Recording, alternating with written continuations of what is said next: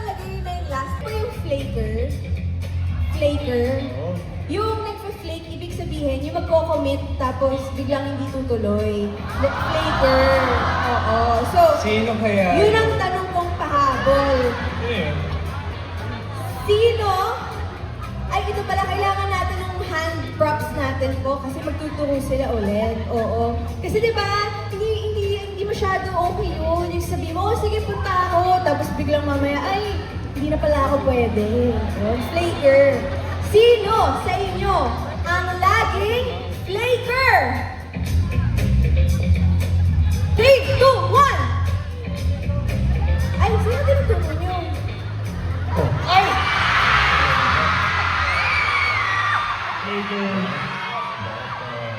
Kumakanta at sumasayaw. Sino solo dyan? Hindi, joke lang. Tara, thank you. Thank you today.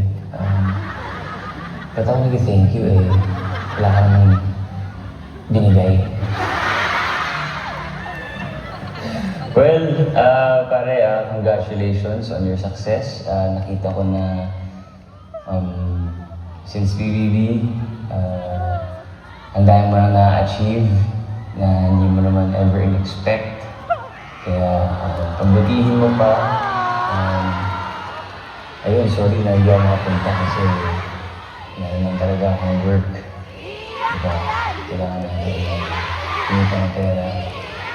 Kailangan natin ng trabaho. So, ayun, I'm really proud of you.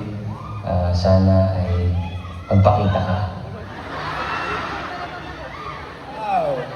Parang yun yung dapat sinabi mo sa kanya. Sana magpakita ka. Hi! So, ano na Grabe, feel mo na-surprise doon? ako doon na. Hindi ko alam yun.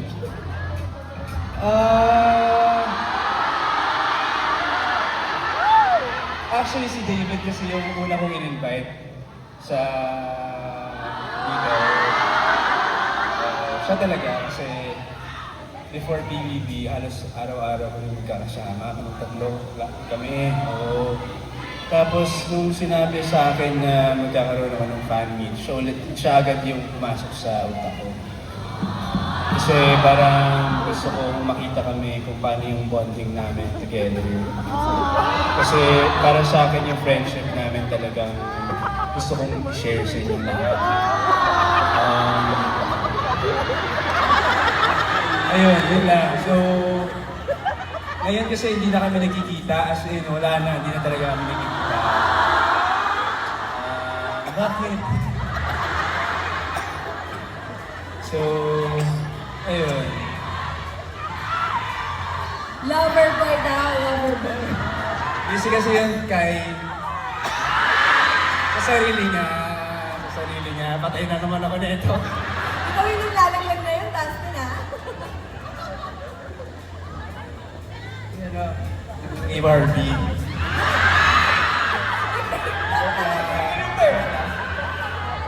Hindi, pero talagang syempre na-touch si Dustin. Hindi niya talaga alam yun guys, na-surprise talaga siya doon. Well, abangan nyo later. Marami pa kaming surprises para sa inyong lahat. Pero sa ngayon, syempre gusto namin pasalamatan ang kanyang mga barkadang hindi flaker.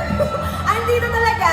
So before we say goodbye, meron ba kayong message for Dustin? Let's ask their special message one by one. O doon naman tayo magsimula. Kanina pa ako nag-start kay Nikki. Josh naman. Jay.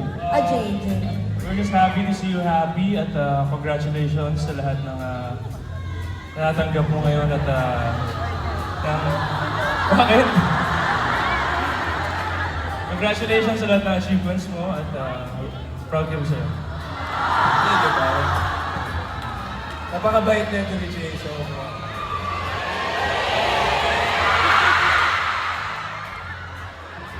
Thank you, Jay. ayun, next. Ikaw po Alam mo, si Dustin. ito Sige. hindi talaga kami ma-message eh. Hindi, yung pag-message namin, hoy, isang ka. Parang, yung san ka pa namin, SNKA. Parang ganun yung medyo. Vowels. Walang ba? Tipid eh. So, bihira itong soft hours sa inyo. Yeah. Oh. Sige, lupusin natin yan. Thank you, Jay. Who would like to go next? Josh, Oh, Josh. You know, ba't kayo agad? Baka malungkot ako dito, man. Honestly, bro, ako sabihin ko lang, I met you inside the house talaga. Grabe, gusto ko na emotional na masaya. Ito, from the heart to bro, ako sabihin ko, thank you for being a real friend to me. Alam mo, alam mo, aminin ko hindi masyado napakita na tayo magkasama madalas. Pero I'm happy na kahit nasa labas na tayo, tinuturo mo pa rin ako kaibigan. Brother, thank you so much. Yeah, bro, sa lahat ng blessings, you deserve it. Kasi sobrang bait mo. You know, I don't know why people see you in a different way. Because I see you the same way they see you. Promise, bro. Ask me. Guys, sobrang bait ito. Amin ko sa inyo. Wala, ito yung one of my first friends inside the house. Yeah. Pops! Natay niyo, no? Pops! I love you, bro. Love you, man. Thank you sa lahat. Alam niyo si Josh, sa totoo lang, ngayon ko lang rin sasabihin to, pero sa PBB talaga, lagi namin siya kasama. As in, lagi. Hindi ko lang nakita, guys. Siguro, yun nga, hindi niyo nakikita. Pero siya talaga yung lagi namin kasama.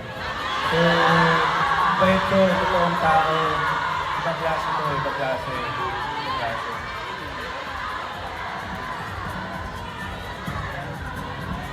Thank you. Alam niyo, iba talaga kapag boys yung nag-soft hours, no? Okay, so tapos na sila Jay and Josh. You guys are up next. Vince? Kaibigan ko na yan, before pa pumasok ng PBB. Nag-basketball lang kami yan. Pero yung relationship namin noon, nag-basketball lang. Lumalim lang yung pagkakaibigan namin nung pumasok sa bahay ng Kuya. And para sa akin, sa loob ng bahay ni Kuya, naging kapatid ko siya doon. Hindi lang kaibigan kasi yung parang tandem namin iba sa loob ng bahay ni Kuya. Pag may problema kaming dalawa yung nagdadamayan.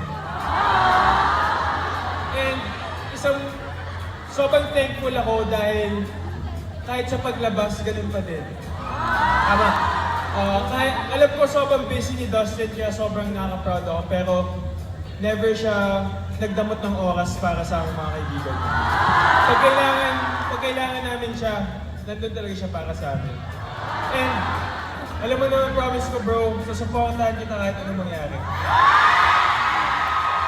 Wini-wish ko lahat ng success mo kasi deserve mo lahat ng blessings na tatanggap. Mahal kita.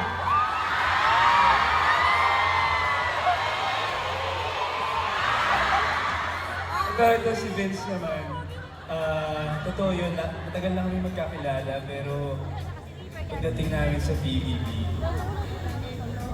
kami yung parang, alam mo yung hindi na namin kailangan mga ba. Parang gets na namin isa't isa. Kahit na minsan magulo kausap ko Pero mahal na mahal ko itong taong to.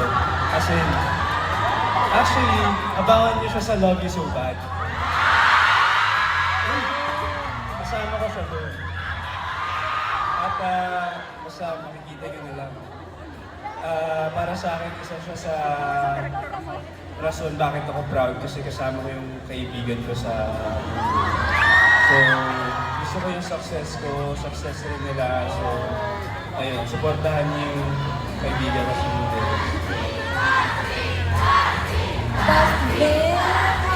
Next time, meron na kami ha. Ano tayo, sintra na kami ha. May sintra na raw ang Dustin. Thank you very much, Vince. And last but not the least, sabi niyo nga, pinakamatagal lang nakilala kay Dustin. Matagal ako magkaibigan ni Dustin. So, sa mga hindi nakakaalam, schoolmates kami. Lower batch siya sa akin. Pero during Manaport days, kasama ko yan palagi. And sa lahat ng problema ko, problema niya, lagi kami nagkasama. Minsan, dalawa lang kami. Minsan, tatlo kami. Nila David, minsan kasama si Jay. And then, proud ako sa'yo, hindi lang dahil sa na-achieve mo. Proud ako sa'yo kasi even though after PBB, pareho pa rin. Saka pinaka-proud ako sa'yo kasi super love mo yung family mo. Today, alam mo ba ilan yung family niya dito? 32. 32! Alright. Kaya nakamahal yung family niya. So, kayo lahat kayo nandito, family na rin niya kayo. So, yun lang. Gusto ko mag-thank you sa inyo kasi love niyo tong kaibigan ko. Hindi kayo nagkamali na sinuportahan. Sabi ko. Ito naman si Nikki, kung di niyo alam, kasama ko yan sa hirap at ginawa talaga. Nagsisimula pa lang ako sa industriya, wala pa ako masyadong alam, wala pa rin ako masyadong pera. Dati, kinakain lang natin, share pa tayo, diba? Inuubos mo pa. Yan. So, pagka may problema ako, dati ito, lagi kong tinatawagan, lagi kong tinetext. Tapos, may problema rin pala siya.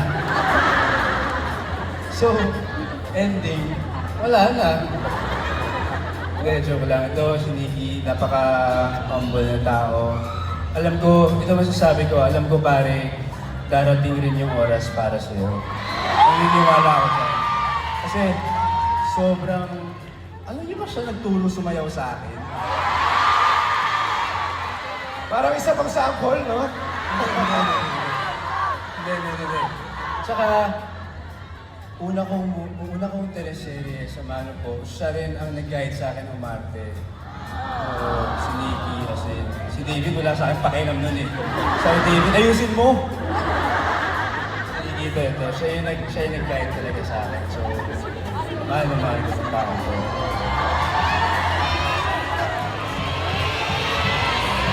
May sinisigaw sila! Dapat ang magbibigay lang talaga ng special message ay yung friends. Pero si Dustin